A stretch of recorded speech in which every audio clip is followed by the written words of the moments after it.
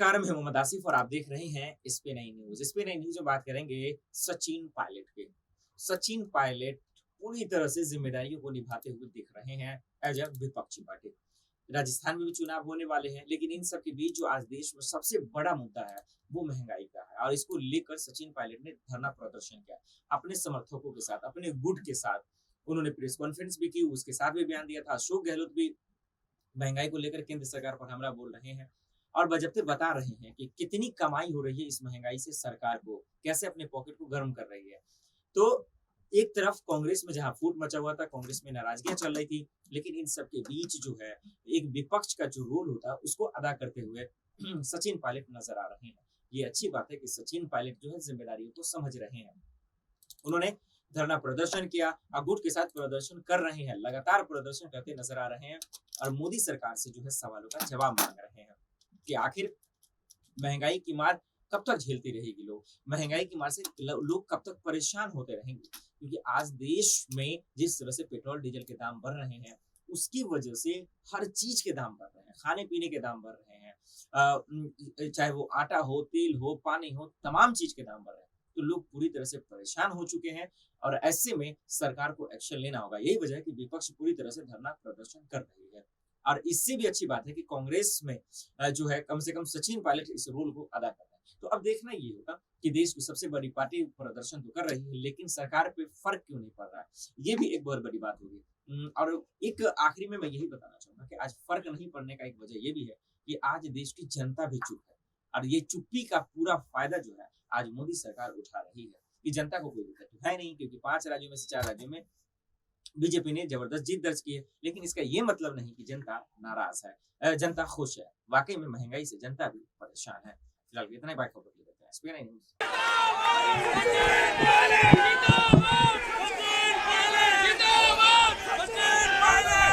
PCC के अध्यक्ष गोविंद डोटासरा जी, वैसे अभी मोहन प्रकाश जी और प्रताप सिंह जी का मैं भाषण सुना और मुझे लगा इन दोनों के भाषण के बाद हम में से किसी को बोलने की जरूरत है नहीं। जो कुछ बोलना कहना था वो प्रताप सिंह जी ने बड़े जोश से, विस्तार से और आदरणीय मोहन प्रकाश जी ने आपको बोला। लेकिन डोटासरा जी की अध्यक्षता में आज प्रदेश कांग्रेस कमेटी का ये धरना हो रहा है। तमाम मंत्रीगण मौजूद हैं, पार्टी के सब पदाधिकारी मौजूद हैं और आप सब मौजूद हो। साथियों, हम पिछले 7 दिन से देख रहे हैं कांग्रेस ने जो आह्वान किया था महंगाई के खिलाफ, और आज हम लोग विशेष रूप से पेट्रोल डीजल गैस की चर्चा हम लोग कर रहे हैं। सब वक्ताओं ने अपनी बात को रखा।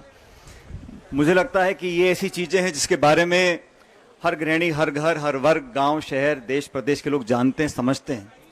लेकिन जो बात समझाने वाली है, जिसके लिए मैं समझता हूं अखिल भारतीय कांग्रेस कमेटी प्रयासरत है कि ये जो लगातार आर्थिक आतंक हम पे छोड़ा जा रहा है, ये मात्र बढ़ी हुई कीमत नहीं है। बढ़ी हुई कीमतों के कारण बताते हैं कि अंतर्राष्ट्रीय में बाजार में दाम बढ़ गए, यूक्रेन रूस का युद्ध हो रहा है। लेकिन ये जो दाम बढ़े हैं, संघीय प्रणाली के अंदर जो देश की आय होती है उसका विभाजन होता है। केंद्र के पास कुछ हिस्सा जाता है, राज्य के पास कुछ हिस्सा जाता है। तो पिछले 70-72 सालों में जब जब टैक्स लगता था या एक्साइज लगती थी, उसका विभाजन होता था। केंद्र सरकार के पास एक अंश जाता था और राज्य सरकारों में बंटता था। भाजपा की सरकार ने पिछले 7 सालों में क्या किया है, जो दाम हम बड़े देख रहे हैं, मुंबई में 121 रुपए लीटर पेट्रोल बिक रहा है, 121 रुपए। ये जो दाम बढ़े हैं इसमें अधिकांश सेस डाला है सरकार ने, सेस, और वो सेस का पूरा पैसा केंद्र की सरकार की जेब में जा रहा है।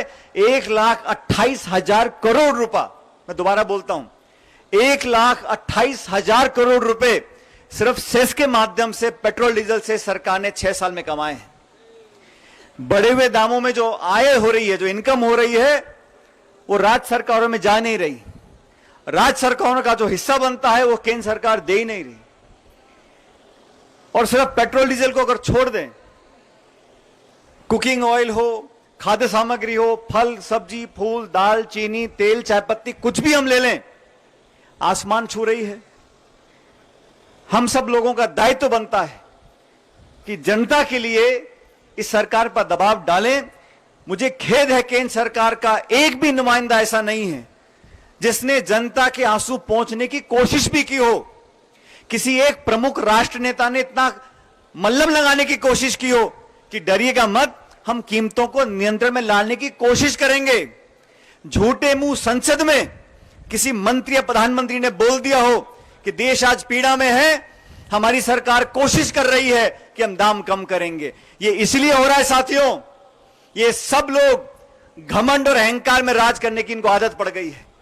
इनको मालूम है दाम कितने बढ़ जाएं, अंत में चुनाव आएगा, वो भाषण देंगे, 80 बनाम 20 की बात करेंगे, मंदिर मस्जिद की बात करेंगे, हिंदू मुसलमान की बात करेंगे, लोगों के अंदर एक भावना पैदा कर देंगे और फिर चुनाव में वोट ले लेंगे। लेकिन इस आर्थिक आतंक को, जैसा मोहन प्रकाश जी बोल रहे थे, इस सरकार की अनेक नीतियों की हम आलोचना कर सकते हैं, लेकिन जो आर्थिक नीति है वो इस देश को खोखला कर रही है। हमारे नौजवानों को बताना पड़ेगा कि किसानों को 2000 रुपए खाते में डालकर लाखों करोड़ों की जेब पर डकैती डाली जा रही है। आज केंद्र की सरकार ने कुछ छोड़ा नहीं है। हवाई अड्डा हो, रेलवे लाइन हो, बीमा कंपनी हो, तेल कंपनी हो, कुछ भी हो, उस सबको बेचने में लगे हुए हैं। और बेच के वो जो आमदनी आ रही है वो किसकी जेब में जा रही है? अगर मुफ्त का राशन बांट दें, मैं सरकार का धन्यवाद करूं, लेकिन संपत्तियां बेचकर सीमित लोगों तक, चंद लोगों तक उसकी आमदनी की जो पैसा है वहां तक पहुंच रहा है। यह अर्थव्यवस्था जो हो रही है, इतने बड़े देश में जहां 130 करोड़ लोग रहते हैं, 2/3 लोग किसानी में निर्भर करते हैं। कोरोना काल में लॉकडाउन हुआ, उसके दौरान हर बड़े देश ने सीधा लोगों को पैसा दिया था। मैं आप लोगों से पूछना चाहता हूं, केंद्र की वित्त मंत्री महोदया ने एक घोषणा करी थी लॉकडाउन के दौरान कि हम 20 लाख करोड़ रुपए की आर्थिक पैकेज देंगे। आप में से किसी ने उस 20 लाख करोड़ का एक नया पैसा देखा है क्या? 20 लाख करोड़ का पैकेज की घोषणा करी, वो पैसा कहां गया किसी को मालूम ही नहीं है। घोषणाओं में, भाषण में, विज्ञापन में, इश्तिहार में, टेलीविजन में, अखबार में, व्हाट्सएप में, मोबाइल में प्रचार, दुष्प्रचार, विरोधियों को आलोचना करना, कोसना। यह पहली सरकार है जिसने सुप्रीम कोर्ट के जजों को राज्यसभा में भेजा है। यह पहली सरकार है जिसने चीफ जस्टिस जैसे लोगों को राज्यपाल बनाया है, पॉलिटिकल पोस्ट दी है। देश में ऐसा माहौल बना है साथियों जिसका मुकाबला करने के लिए कांग्रेस पार्टी को और मजबूती से लड़ना पड़ेगा। मुझे खुशी है गोविंद डोटासरा जी ने दौरे शुरू करे हैं, अलग अलग जिलों में जा रहे हैं, कार्यकर्ताओं से मुलाकात कर रहे हैं। लेकिन इस अभियान के साथ साथ हमें ध्यान देना चाहिए, हमारी जो मेंबरशिप है कांग्रेस पार्टी की, उसमें भी हमको गति लानी पड़ेगी। हम लोगों को जोड़ना पड़ेगा, लोगों को समझाना पड़ेगा, एहसास दिलाना पड़ेगा। धरना हो, प्रदर्शन हो, ये सांकेतिक होते हैं, लेकिन जो संदेश है वो जन जन तक पहुंचाना पड़ेगा। इस पूरे देश के अंदर भारतीय जनता पार्टी की सरकार जरूर है, लेकिन वो भी इस बात को जानते हैं कि जब उनकी पोल खुलेगी तो बार बार ये ध्रुवीकरण का जो नारा देते हैं, लोगों को बहकाने का नारा देते हैं, ये कभी न कभी नकाब उतरेगा, उतरना चालू हो गया है। लेकिन हम सबको संकल्प लेना पड़ेगा। आज हमारे घरों के अंदर आज ऐसा कौन सा व्यक्ति है जो पेट्रोल पंप पे अपने स्कूटर मोटरसाइकिल पर पेट्रोल डलवाता है, उसको पीड़ा नहीं होती होगी? मन में उसको लगता होगा मैं अपने बच्चों को कैसे पाल सकूंगा? जिस व्यक्ति की तनख्वाह 10,000 15,000 रुपए महीने की है, वो अपने 2 बच्चों के स्कूल की फीस भी देगा, उनके ड्रेस भी खरीदेगा, राशन भी चलाएगा, रसोई भी चलाएगा। वो पीड़ा में है, वो दुख में है, उसका दामन हमको पकड़ के रखना है, उसका हाथ हमें पकड़ के रखना है। लेकिन एक राजनीतिक कार्यकर्ता की जिम्मेदारी क्या है?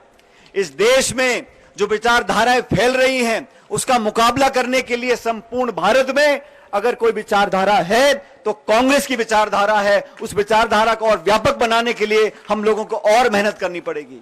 अब मुझे कहने में कोई संकोच नहीं है, लगातार राजनीति में चुनाव आते हैं जाते हैं, लेकिन विचारधारा को मजबूत करने के लिए हमें कार्यकर्ताओं को जोड़ना पड़ेगा। और आप सबसे मैं आग्रह करूंगा, पिछले 7-8 दिन से जो अभियान चला, आज हम राजधानी में अभियान कर रहे हैं, मुझे लगता है बहुत जल्द दिल्ली के अंदर भी हम इस प्रकार का कार्यक्रम करेंगे। संसद के अंदर भी हम लोगों ने आवाज को उठाया है, धरने भी दिए जनता मंतर में। और ये लोग जो शौर्य वीरता की बात करते हैं, भारत माता के नाम पर वोट लेना चाहते हैं, मैं पूछना चाहता हूं कि इनकी सरकार से भारत की सेना में 1,22,000 पद खाली पड़े हैं, 2.5 साल से भर्ती नहीं हुई सेना की, कौन जवाब देगा?